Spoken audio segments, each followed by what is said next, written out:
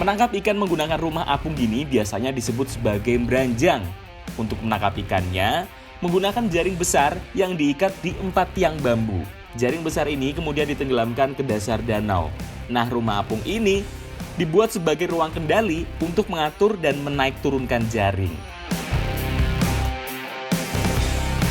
Jadi hampir mirip dengan genjer. Onceng gondok ini hanya bisa diolah bunganya saja karena kalau daun sama batangnya itu keras dan itu dapat menyebabkan gatal.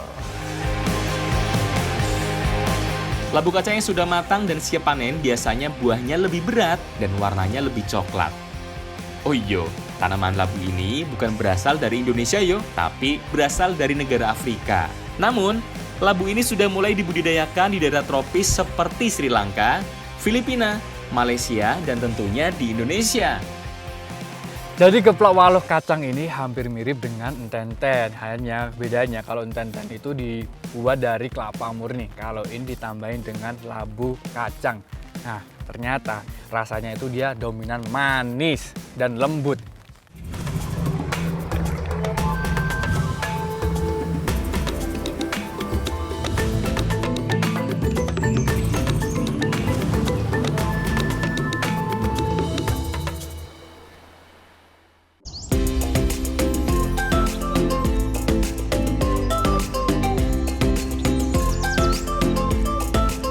Kita mau jalan-jalan naik perahu di Rawapening.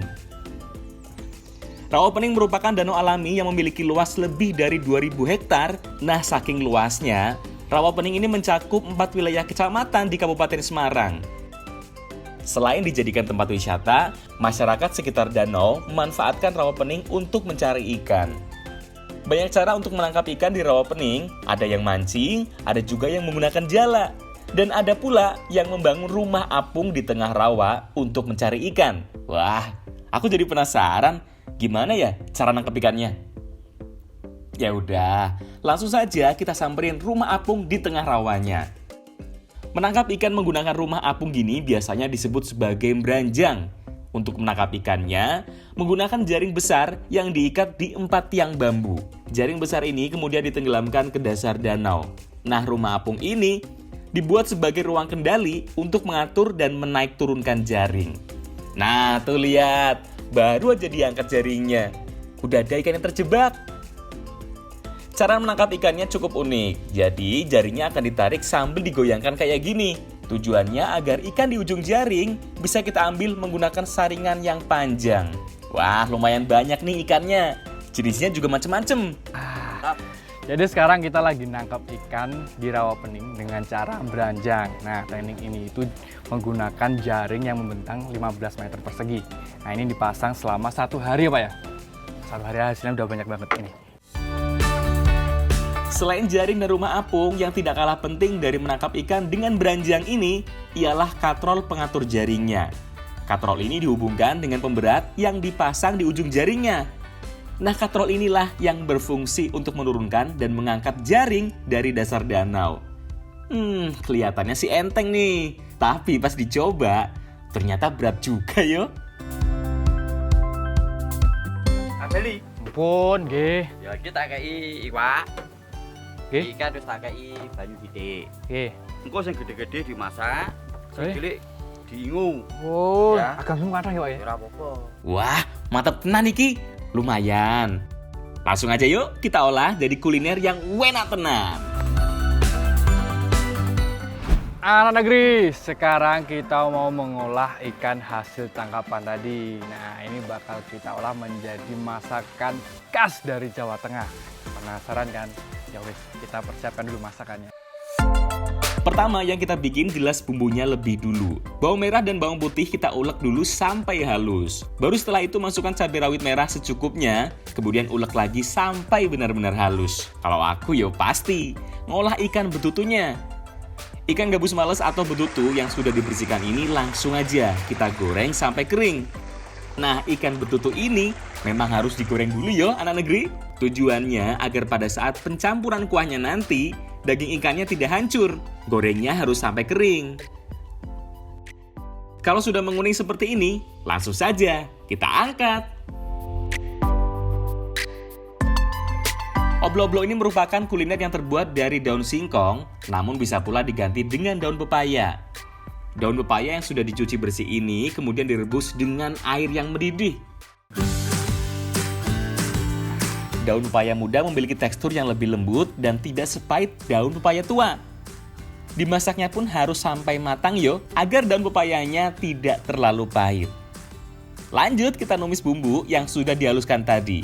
Eits, numis bumbunya juga tidak menggunakan minyak, namun menggunakan air. Gimana? Unik kan? Sebelum ditumis, airnya kita tambahkan dengan serai, jahe, dan daun salamnya. Baru selanjutnya bumbu halusnya. Aduk hingga kuahnya berubah warna kemerahan. Jadi oblo-oblo ini hampir mirip dengan sayur lodeh. Sama-sama semua bahannya dimasak jadiin satu. Nah bedanya kalau sayur lodeh itu pakai kuah santan. Tapi kalau oblo-oblo ini parutan kelapanya dimasak langsung berbarengan dengan bumbu-bumbu yang lainnya. Kafe ini Bu. Kemudian aduk hingga kuahnya semakin sedikit. Nah kalau sudah kuahnya agak mengental seperti ini, baru masukkan ikan betutu yang sudah digoreng tadi. Aduknya jangan terlalu sering yo, soalnya kalau kebanyakan diaduk, nanti daging ikan betutunya mudah hancur. Kalau bumbunya sudah meresap, langsung saja kita sajikan. Oblo-oblo merupakan masakan rumahan khas Jawa Tengah. Sekilas hidangan ini mirip dengan isian pepes botok. Bedanya kalau oblo-oblo ini tidak dikukus dengan daun pisang lagi.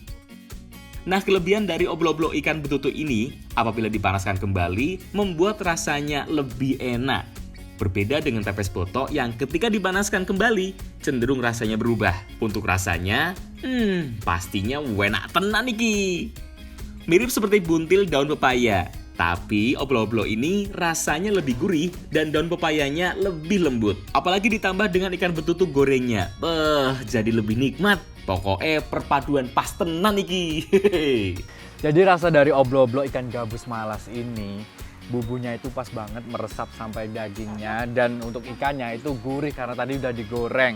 Nah untuk daun pepaya itu nggak pahit lagi.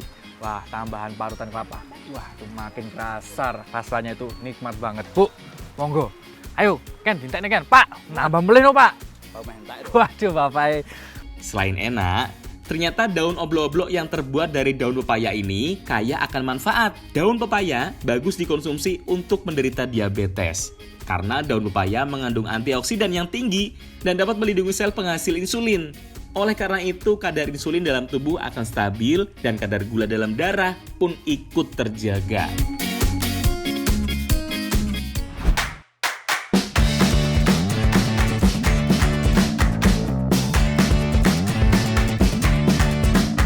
Sebelum masak olahan ikan betutu yang lain, kita mau cari bahan tambahannya dulu. Mencarinya tetap di rawa pening. Nah, yang mau kita cari bukan ikan ataupun udang yo, melainkan tanaman air eceng gondok. Nah, di rawa pening itu banyak banget tempat eceng gondok. Tuh, lihat. Hampir di setiap sudut rawa pening ada eceng gondoknya. Eceng gondok sering dianggap sebagai gulma atau tumbuhan pengganggu. Padahal sebenarnya tumbuhan ini bisa dimanfaatkan loh. Kalau daunnya biasa dijadikan sebagai pupuk organik maupun kerajinan.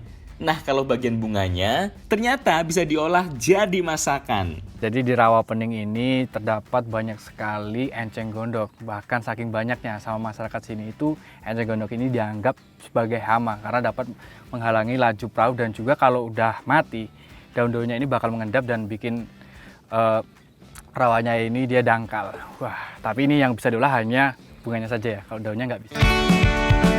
Karena banyaknya eceng gondok di rawa pening ini, membuat masyarakat sekitar sering mengolah eceng gondok ini menjadi bahan pelengkap masakan.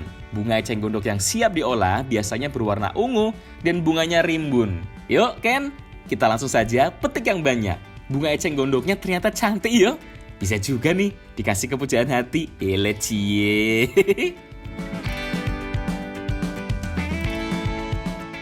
Kalau yang dasarnya enak, mau diolah apapun pasti enak. Nah, ikan betutu ini sekarang mau kita olah menjadi betutu kriuk saus enceng gondok. Waduh, kayak ngopo iku rasanya yo, Ken? Wah, enak Mas. Awas ora enak, kudu enak yo. Wih, disana sih bumbu nih. Ayo, Bu. Berbeda dengan olahan oblo-oblo, kali ini ikan betutunya dipotong menjadi beberapa bagian. Kita potong bagian pinggirnya agar lebih mirip seperti olahan gurame kipas. setelah dipotong kecil seperti ini. Baru kita buat adonan tepungnya. Pertama kita tambahkan telur ayamnya dulu. Baru ditambahkan tepung terigu dan garam secukupnya. Aduk hingga adonannya mengental. Setelah adonan jadi, baru kita tambahkan potongan ikan betutunya. Kemudian aduk hingga adonan tepungnya melekat ke daging ikan betutunya. Sebelum digoreng, kita haluskan bawang merah, bawang putih, dan cabai rawit merah.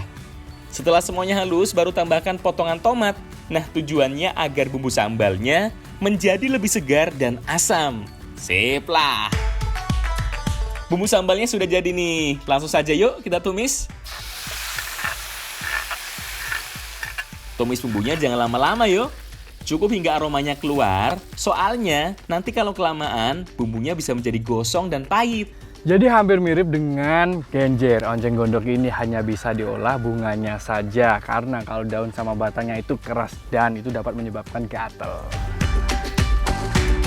Selain dijadikan sebagai bahan pelengkap sambal atau saus, bunga eceng gondok ini bisa ditumis layaknya seperti sayur genjer.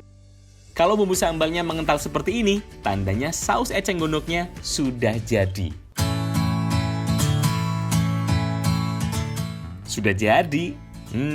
Belum dong. Masih ada ikan betutunya yang sudah dibaluri tepung. Kalau gini sih, tinggal goreng aja yo. Oh iya, menggoreng ikan betutunya harus menggunakan minyak yang banyak dan panas banget. Tujuannya agar daging ikannya semuanya terendam, sehingga daging ikannya matang merata dan tekstur tepungnya bisa menjadi renyah. Nah, udah jadi nih, ikan betutu kriuk sambal eceng gondoknya. Wah, jadi ngiler banget yo ngelihatnya. Jadi penasaran aku, pengen langsung icip-icipin. Yuk Bu, langsung aja kita makan. Bener nih, ikan betutunya renyah dan bumbunya meresap. Walaupun hanya dibumbuin garam saja, ternyata bisa seenak ini yo ikan betutunya. Apalagi pas ditambah saus eceng gondoknya, jadi makin enak tenan. Ada rasa pedas, asin, dan gurih tercampur menjadi satu. Jadi setelah Apip rasain, setelah masuk mulut, waduh langsung gagal fokus sama sausnya. Itu ada pedesnya dan juga sedikit manisnya. Itu karena ada penambahan dari bunga eceng gondok. Dan untuk ikan betutu ini, wah kriuknya dapat banget, gurih. Dan kita harus sering-sering makan ikan betutu ini karena ternyata punya manfaat yaitu vitamin E. Yang mana itu dapat meregenerasi kulit tubuh kita. Jadi awet muda ngono ya. Kowe kudu wakai mangani wae. Ben awet enom ya Bu ya? Iya, Mas. Loh, Ibu iki. Iya. Iki mesti sering banget mangan iki. Oh, sering, Mas. Awet enom ayo. Wah, Bu enak tenan, Bu. Enak tenan. Iya. Ternyata eceng gondok tidak hanya bisa diolah menjadi kerajinan tangan saja, tapi juga bisa dibuat menjadi makanan yang enak loh. Tapi ingat, yang diolah hanya bunganya saja. Kalau daun dan batangnya jelas tidak bisa dimakan. Selain bertekstur keras dan sulit dimakan, tanaman eceng gondok memiliki senyawa HCN yang beracun dan tentunya berbahaya bagi tubuh.